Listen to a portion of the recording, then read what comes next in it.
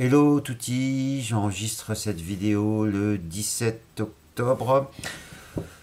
Ils l'ont fait, le prix Nobel de littérature a été remis à Robert.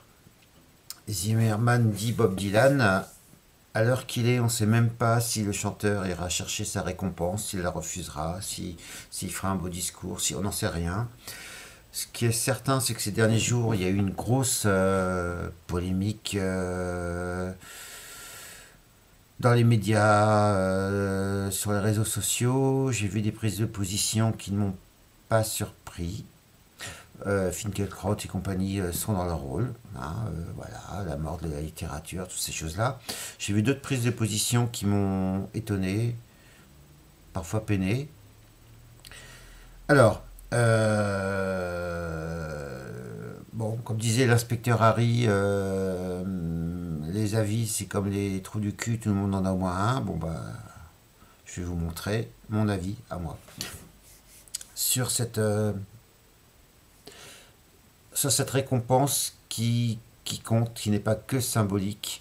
C'est pas qu'une histoire de vieux monsieur qui, peut-être pour de mauvaises raisons d'ailleurs, donne le Nobel à Dylan, ça c'est possible. Mais je vais essayer de vous expliquer pourquoi c'est important pour moi, en tant qu'auteur, en tant qu'éditeur, en tant que programmateur à cabaret poétique, pourquoi c'est important pour moi que ce, le prix littéraire le plus important au monde soit remis non pas qu'à un chanteur, comme j'ai entendu dire certains, alors que les choses soient claires. Je n'aime pas la voix de Bob Dylan. Je ne suis pas un fan du chanteur. Je ne suis pas un Dylanophile au sens où certains de mes amis le sont, à savoir, vous leur faites écouter un morceau, ils vous diront quelle prise, quel concert, quelle tournée, quelle année, etc. etc. Je ne suis pas un Dylanophile. Disons que j'ai des amis qui connaissent aussi bien l'œuvre enregistrée de Bob Dylan que moi je peux en connaître l'œuvre enregistrée et écrite de Leonard Cohen. Ça veut dire des centaines et des centaines et des centaines d'heures à lire, à écouter, mais à lire également, et quitte à se remettre évidemment à l'anglais. Alors voilà, Dylan, je l'ai lu. J'ai lu pas mal de ses textes de chansons, il y en a quand même quelques centaines. Vous trouvez des traductions très inégales sur Internet aussi.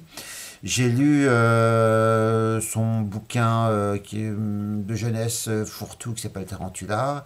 J'ai lu le premier volume de ses mémoires traduits en français. Je crois qu'il y en a encore deux autres volumes à venir, pas encore traduits en français. Qu'est-ce que foutent les éditeurs en France? Et encore une fois, j'ai lu de nombreux textes et chansons. Euh, le prix Nobel est remis à Bob Dylan. Ça aurait pu tomber sur Leonard Cohen. Je pense que les réactions auraient été les mêmes. Cohen, pourtant, lui, il a été reconnu, enfin, comme écrivain et comme poète avant de devenir chanteur sur le tard, passé 30 ans. C'est pas tout à fait le même parcours pour, euh, pour Dylan. Euh, j'ai pas mal de choses à vous dire. Alors, j'ai recopié à la main, au stylo, des statuts Facebook que j'ai vu passer. Voilà, c'est un passe-temps comme un autre. J'ai vu beaucoup de choses assez bêtes. Alors il y a des gens qui se réjouissent du prix Nobel de Bob Dylan parce que c'est leur génération, c'est pas la mienne évidemment, par nostalgie, vintage, tout ce que vous voulez, j'en ai rien à foutre. J'enregistrerai sans doute plusieurs vidéos autour de la Beat Generation pour parler de mon rapport à la Beat Generation et comment il y a un tri à faire. Il y a un droit d'inventaire. La Beat Generation c'est très important pour moi, mais parfois, on me présente des vaches sacrées, on me demande de m'incliner devant, non merci. Voilà.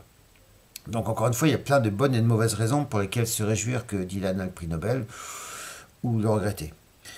J'ai recopié un statut d'un ami auteur qui s'appelle François Tomaso, qui est aussi un fou de musique.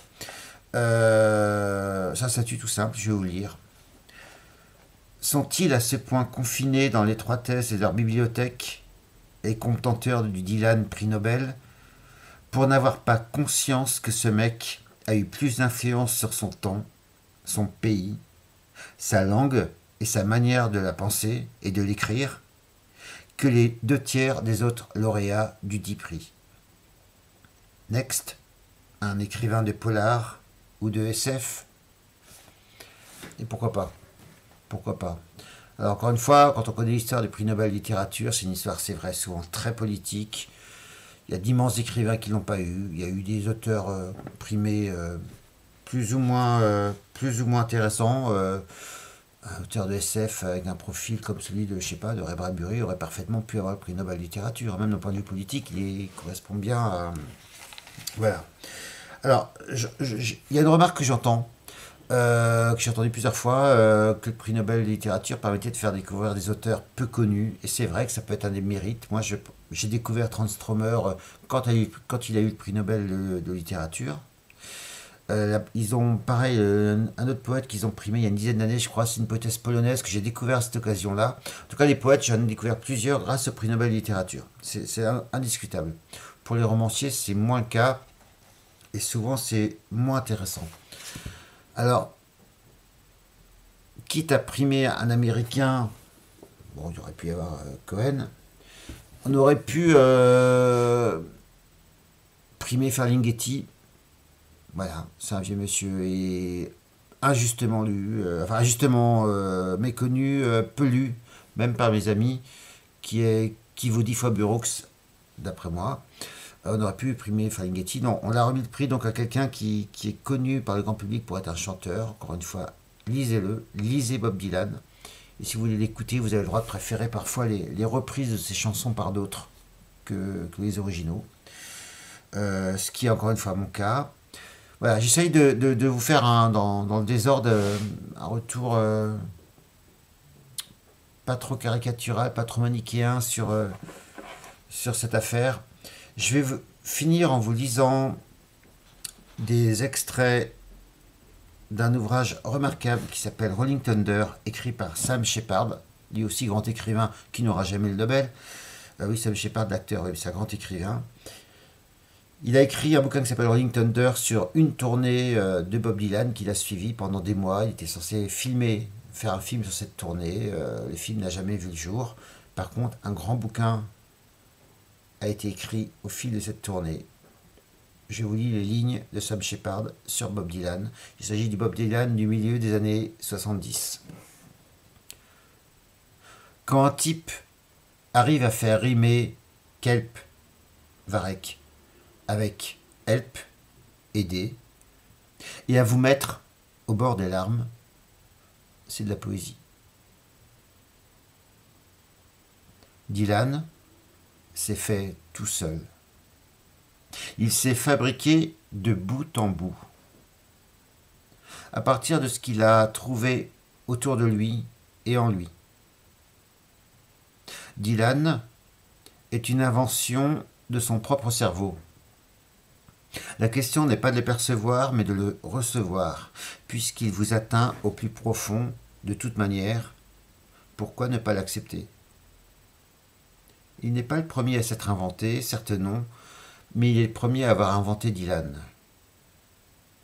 Personne ne l'a fait avant lui, ni ne le fera après. Un jour, Grégory Corso m'a dit que la poésie était une sonde magique. Un poète se la prend jusqu'au bout, le truc en entier. Si la poésie a le même pouvoir que la musique, celui de transformer les émotions, alors elle doit forcément être découverte à tâtons, dans la pénombre. Elle se découvre elle-même, elle se laisse découvrir par la révélation du poète. En aidant les autres, Dylan est aidé lui aussi. C'est une camaraderie en plein essor. C'est une camaraderie en plein essor. Voilà ce que beaucoup de critiques de Bob Dylan ne comprennent pas. Voilà, donc ça c'est extrait de Rolling Thunder, hein, livre que vous pouvez trouver chez Naïve. Je crois que c'est tout pour aujourd'hui. Je vous souhaite bon vent.